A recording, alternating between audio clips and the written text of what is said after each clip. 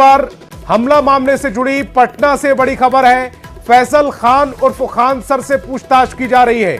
Khan GS के दोनों guard गिरफ्तार कर लिए गए हैं। दोनों गार्डों को गिरफ्तार क्यों किया गया है? दरअसल एक वीडियो आया। रवि एस नारायण मेरे सहयोगी ज्यादा जानकारी के साथ फोन लाइन पर जुड़ रहे हैं। रवि एस नारायण, फैसल खान उर्फ खान सर, अब उनसे पूछताछ हो रही है। उनके जो दो गार्ड थे वो गिरफ्तार कर लिए गए हैं। जी देखिए, जिस तरीके से पूरे मामला जो है वो जिस तरह से बदला है, इसे लेकर के पुलिस ने जो है वो बड़ा एक्शन लिया है। कल तक सबसे पहले जब पत्थरबाजी की घटना हुई थी तो याद होगा कि खान सर ने सबसे पहले कहा कि यहाँ पे जो है वो फायरिंग हुई है, कई राउंड की जो है वो फायरिंग की गई है विरोधियों के द्वारा। उसके बाद अगले दिन जो है वो फायरिंग के बाद जो है वो उस पर चुप्पी छा जाते हैं। दूसरा है कि पुलिस ने भी इस बात को कहा कि जो सीसीटीवी फुटेज दिए गए थे उनके द्वारा उसमें फायरिंग की बात कही नहीं थी। लेकिन आज सुबह से जो वीडियो आया है सीसीटीवी फुटेज जिसमें फायरिंग की बात दिखाई जा रही है, वो जो फायरिंग कर रहा है वो दोनों खान ग्लोबल जो सेंटर है उसके जो गार्ड हैं, जो दोनों गार्ड हैं प्रदीप और तालेश्वर जिनका नाम है, दोनों को पुलिस ने गिरफ्तार किया है। और पुलिस जो है वो खान स्टडी सेंटर जो है पहुंची है और खान सर से जो है वो पूछताछ कर रही है पूरे मामले को लेकर के कि ये जिस ढंग से जो वीडियो सुबह से अब चर्चाओं में है, जो वायरल हो रहा है, उसकी क्या पुष्टि हो गई है? ये उसी दिन की यानी कि कल शाम की वो परसों शाम की वो वीडियो जब हमला हुआ था उसी समय की ये वीडियो है?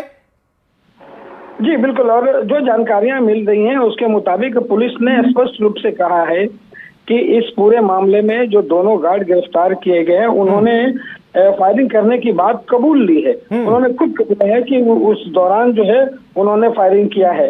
अब देखना होगा कि आगे जो है इस पूरे मामला जो है वो कैसे तूल पकड़ता है, क्योंकि यहाँ पे एक तरफ निश्चित रूप से खान सर के जो कोचिंग है उस पर पत्थरबाजी की गई, तोड़फोड़ किया गया, गार्ड को बहुत बुरी तरह से, गार्ड जो अभी पीएमसीएच में भर्ती हैं। लेकिन दूसरी तरफ ये जो वीडियो चल रहा है जिसमें इनके गार्ड ने खुद फायरिंग की और खुद कबूल भी रहे हैं, अब देखना होगा कि दोनों गिरफ्तार किए गए हैं, पुलिस आगे क्या एक्शन लेती है। लेकिन सवाल यहां पर यह भी उठ रहा है रवि एस, पहले खान सर ये कहते हैं कि फायरिंग हुई है और उन्होंने खुद सुनी है 8 से 10 राउंड आवाजें उन्होंने खुद सुनी। उसके बाद अगले दिन उसका जिक्र नहीं होता है और वो इस बात से मुकर जाते हैं कि उनका दरअसल स्टेटमेंट ये आया कि अफड़ा तफड़ी में जो लोगों ने कहा वो बात उन्होंने कह दी। हालांकि पहली जो स्टेटमेंट था उन्होंने कहा कि मैंने खुद सुना था, और अब जो खबर आ रही है उसके मुताबिक जो उनके दो गार्ड हैं उन्होंने फायरिंग की है। सबसे पहले खान सर ने क्या कुछ कहा वो अपने दर्शकों को सुनवाते। भाई लोग आप प्लीज सड़क खाली कर दीजिए। भाई लोग प्लीज अपने अपने लॉन्च हॉस्टल चले जाइए। यहाँ पर भाई लोग प्लीज अपने अपने हॉस्टल। रवि एस नारायण अभी तो अपील करते हुए नजर आ रहे हैं कि खाली कर दीजिए जगह को, अपने अपने घर चले जाइए। लेकिन सवाल मेरा अभी भी वही है, पहले वो कहते हैं कि फायरिंग हुई है, दोबारा से कहते हैं फायरिंग नहीं हुई, उनको गलत इंफॉर्मेशन दी थी और उसके ब्याह पर उन्होंने कह दिया। और अब जब वीडियो आ रहा है तो उसमें पुष्टि हो रही है कि फायरिंग हुई है, लेकिन फायरिंग करने का जिन पर आरोप लग रहा था दरअसल उन्होंने फायरिंग नहीं की, फायरिंग की है उन्हीं के गार्डों ने, जिन्होंने अब स्वीकार भी कर लिया है, कबूल भी कर लिया है। देखिए, यही सबसे चौंकाने वाली बात है कि पहले दिन खान सर ने जिस तरीके से कहा कि हम लोग अंदर थे और 8-10 राउंड फायरिंग जो हुई है वो आवाज हम लोगों तक मिली है, लेकिन दूसरे दिन वो सवाल मैंने खुद खान सर से वो कोचिंग के सामने जिस ढंग से लड़के लोग जो हंगामा कर रहे थे मैंने खुद पूछा था और उन्होंने उस बात को बड़ी संजीदगी के साथ जो है वो टाल गए थे। पुलिस ने भी जो अपने प्रेस विज्ञप्ति जारी किया था उन्होंने भी कहा था कि सिर्फ पत्थरबाजी और तोड़फोड़ की बातें जो है उस सीसीटीवी फुटेज में आती है। लेकिन आज जो सीसीटीवी फुटेज वायरल हुआ है उसने पूरी चीजों को जो है वो बदल के रख दिया है। यहाँ पे गार्ड जो है फायरिंग करते हुए दिखाई पड़ रहे हैं, जो गार्ड है वो खान सर के खुद गार्ड है। तो ये सबसे बड़ी बात है कि आखिर किन परिस्थितियों में गार्ड ने पुलिस के सामने क्या क्या कबूलनामा किया है, क्या क्या खुलासे और किए हैं?